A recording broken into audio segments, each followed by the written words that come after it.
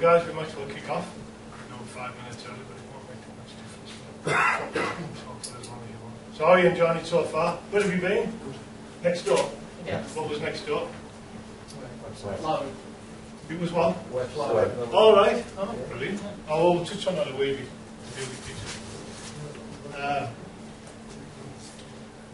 The last set of student stories, I have to say that I have to make an apology before we start, is that when it comes to slides and stuff like that on absolute pants, I have to say, I forget to move them on. So you'll see stuff that'll be on there, but I won't be talking about it. So forgive me. If you need slides and notes and everything, I'll give you them. There isn't an issue. You can have the lot. I might keep up. You might be the lucky ones. Can't guarantee that, though. So, how many people would think that they've got a digital company now? You know, they use Google, they use Gmail. It's on the phones. No? Hands up. Fantastic. So we're like 3/4 of the way there anyway. So what about the rest of you? What is it about digital that sort of, does it put you off? Do you not know enough about it? Is it, what do you think? You don't know enough? No. Good answer. Some people it's a privacy issue, and we will get into that later on as we get further and further down. Because that's one of the things that really scares people, how much information you give across. So I'll set off with good intentions, but if I put it down, you just have to go with me. I'll tell you a wee bit about me, and it's only a couple of minutes. Is that I've started 3 different digital businesses. I started with the web back in when it was the Wild Wild West in 96, 97. That was when I first started getting into it. I started, before that, I was a professional watercolourist, would you believe? I had a gallery and everything. And the way that I got into it was just putting images on the web. But as we all know, you put an image on the web then, I had an 8K modem. My hard drive was 213 meg or something like that. And it was like, walk the dog, make a cup of tea, paint the front room, come back, and it's just about there. So I got into digital in a really big way, probably in about 97, and I started contracting as a freelancer, which was really good because then they would just throw money at it, which was brilliant, and I worked in some fantastic places for some fantastic companies. I've been directors of companies, I've worked with directors of companies, I've done lots of different things on a digital level, worked with companies like Debenhams, Nectar, Next, Office Depot, Shop and Channel, work with them. So it's a broad spectrum of things that I do, things that I've done. So what I'm going to try and do today, and what I don't want to do, I don't want this to be me standing here talking. I know we're sort of pressed for time because we've only got like 30 minutes, 35 minutes. There'll be questions at the end. Anything that you ask that's going to be sort of too heavy to delve into, I'm going to take up too much time. We are running a seminar next week, which will be a 3-hour seminar. I think it's 12. It's in groups of 12. So you can ask more in-depth questions there, and I can answer them and go through the whole thing. So this is really just like a sky-high level. Not behind now. Just said that on there. Right. So what will we cover today? In 35 minutes in this helicopter ride across New York. What's your strategy for hardware? Because it's surprising how many companies, it doesn't matter if you're a one-man band or if you've got 20, 25, 35, 55, 2,500 people working for you, it's all the same principle. It's all scalable. Software is the big thing where people really struggle with digital. We'll talk about software in greater depth. One of the things that I found from the last group, and it wasn't surprising because I do find this when I hook up with different clients, because it's one of the first questions that I ask. Well, actually, there's 3 questions that I ask when people are wanting to go onto social media and do all the social media stuff, even though this isn't really about social media, it is. But 3 questions: why, when do you want to go on, and what do you want to achieve? As soon as the client can answer them 3 questions, then they're ready to go on. Because other than that, it's just noise. All this thing of, I'm having Weetabix for my breakfast. As soon as somebody puts that on, there should be a flamethrower just comes right out of the front of their PC or the smartphone and burns. Simple as. It shouldn't be allowed. It should just be banned off right away. So assessing your business is a really big thing. You'll find that I will go off on tangents, unfortunately. Should keep it on track. Software is a big thing, massive for when we had a larger company than what we've got now, and I'll explain it then. Hiring staff is another thing where people really get lost on hiring staff, if you like, because it doesn't always have to be permanent staff. And we work with lots of companies where they don't have any permanent staff, but they might have a staff of 25. And running a business in the digital age, which is basically what this is, how to build it up and how to run it. Like I said, we're just doing like a quick 35-minute, 40-minute fly-through, so if I do skip anything or you want to ask a question, ask a question. You won't throw me off, because I'll throw myself off, because my brain's like a busted sofa. There's like lots and lots of stuff. You'll tell by my accent as well, guys, that I'm not from round here. I'm from Whitehaven in Cumbria. So as I get more and more passionate about the stuff that I talk about, I get quicker and quicker. So if I'm going too quick, put your hand up, slow me down a bit, because I have a terrible habit of it. Because I'm West Cumbrian as well, right on the coast, so we don't see that many people. We have to talk to them. So, desktops. Who has a desktop? It's still a big thing, without a doubt. How many people use it every day? Me too. What about a laptop and a notebook? Isn't it fantastic that you can take it to see clients? It's just brilliant. I was saying to the guys before, I used to wander around with like 3 trees in each bag, showing them different stuff, different designs and this, that and the other.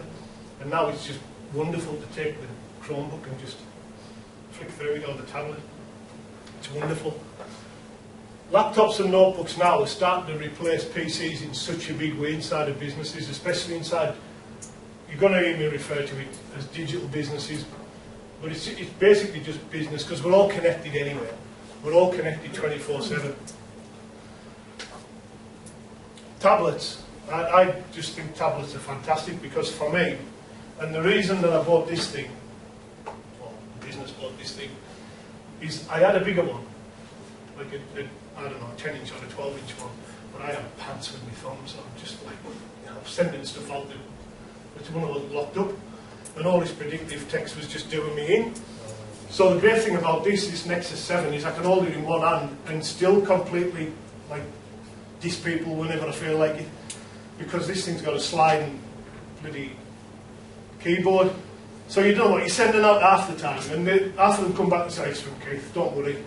But at least I can hold it in one hand, so it's great for jump on buses and stuff like that. Smartphones. There isn't anything accesses the web more than a smartphone. And an incredible statistic is, in 2012, 65% of all websites were viewed and accessed on a mobile.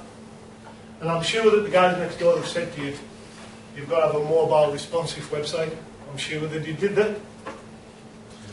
They didn't actually. Did they not? No. You're going to have to have a word with them. I'll have to agree with you there. Compass on, I think it was me. Right. We work with a firm. He owns a big hotel up in, well, he owns a hotel up in Windermere, a guy called Mike Bevan. Cut a long story short, Mike's big on social media. He loves it. He's like taller than me, bigger than me. He's like Basil Fawlty. He's just got a really, really big personality, fantastic guy. And if you're ever in Windermere, the Linford House Hotel, it's a fantastic hotel. One thing that Mike was really good at, even in like 2000... Apologies, sorry. We were just killing time. One of the things that Mike was really, really good at, and if you own a business where it's like, you know, people say, ask where they found out about you. It's an old technique. And I used to work in the industry, in the newspaper industry, for CNU, well, it was CN Publishing then. And one of the things that the staff always used to say to businesses, ask, because the thing with the newspaper is, unlike the web, it's passed from person to person. So you don't know where it's come from or where they've seen it. They might just end up in the car dealers and say, I've come for the special offer on the Mini, and they've got no idea where they've come from. Whereas if you've come through this, you can track it with Google Analytics and all the stuff that goes with it.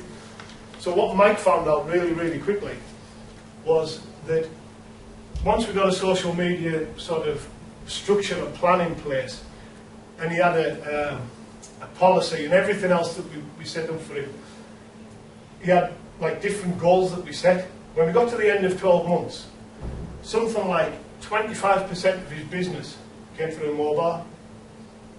He could physically and tangibly track that through his own mobile, through Google Analytics, because you can see what it's been accessed on now. You couldn't then, it was a bit fingered in the air then, but you can now. So the big thing about a mobile, responsive and web and like connected website is that if 65% of all people are viewing it on this, you better make sure that people can book, people can see where you are, people can connect. That's the big thing, because there's conversations going on all over the world. And you've got to be, as a business, you've got to be part of it, you've got to be ready for it. If you haven't got a mobile ready website, then all you have to do is look at your website on one of these. And if you're like, God, think about it from a client's point of view. The old marketing technique is that 3 clicks and they've gone. And even with super fast broadband, it's still the same. Don't be fooled into thinking because people can access quicker, it's still the same thing. The mentality is still the same. If they can't reach what they're looking for within inside of 3 clicks, you've lost, they've gone, definitely. So the big thing is for you as a business is look at your website. I'm doing my job here now. Is look at your website from a client's perspective or a customer's perspective. If you can't get to what you're selling in 3 clicks, then it needs looked at. Yeah, especially on one of these and tablets. Online software. Now, we went from being, and I'll use our business as an analogy because we've changed quite dramatically over the past like 6 or 7 years. When we kicked off, we were a full web design company. There was 3 of us in the business. Then two and 1 freelancer. And in 2007, we went from 3 people to about 13, 14, round about that. Some of them were freelancers, some were permanent staff. Now the big thing then was, we had a cabinet full of discs. It was like a war chest. And there was like stacks of these things, Photoshop discs, Dreamweaver discs, HR discs, CRM discs, you name it, we had a disc for it. And then in 2009, when I was coming back up the motorway and a light shone on my car, well actually shone on the carriage that I was travelling in, and said, "Why are you doing this, Keith?" And for 2 years I've been scrambling and scrambling and scrambling, trying to pay the lads who were in my business at the time. My standard of living had gone down because I was on the train continually. So the assessment side of it, which we'll get to, was my shining light. That was when I decided my business had to change. The first thing that I did was, any online software that we could get, I replaced the disc.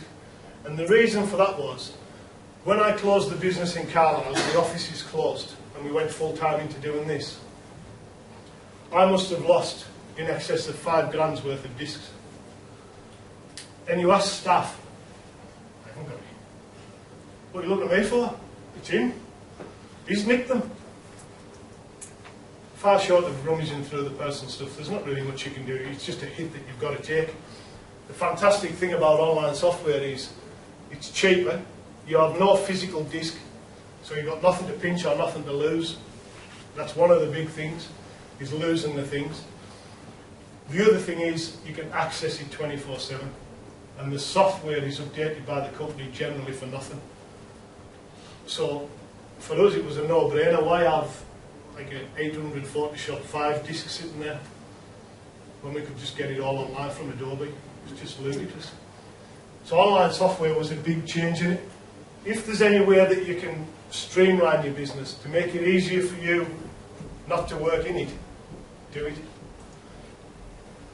This is the big one for me, and I'll spend a wee bit more time on this than the how-to stuff. We'll do the how-to stuff next week. most businesses just don't assess their business in any way. And as I said, when I had my light bulb moment, carriage moment, it was like, let's just stop all this, let's do something different. The first thing we did was, when we looked at it, and it really did benefit our clients at the time, was we got rid of all our excess PC stuff. We had loads of it, and we didn't need it, because the cloud was starting to come in for like what's termed as early adopters. Probably most of you will remember when Dropbox started to come in, and you could actually, you know, pass a file to a client without having to take it round or go with it on your laptop or whatever.